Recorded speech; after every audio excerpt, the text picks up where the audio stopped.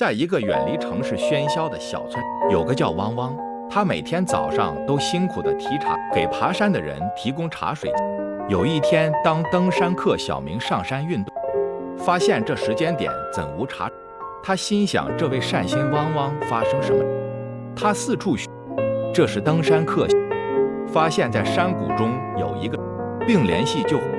登山客小明奔向山，发现那个人告诉他在搬运茶水桶，不慎失足滚掉落山谷，摔伤了腿。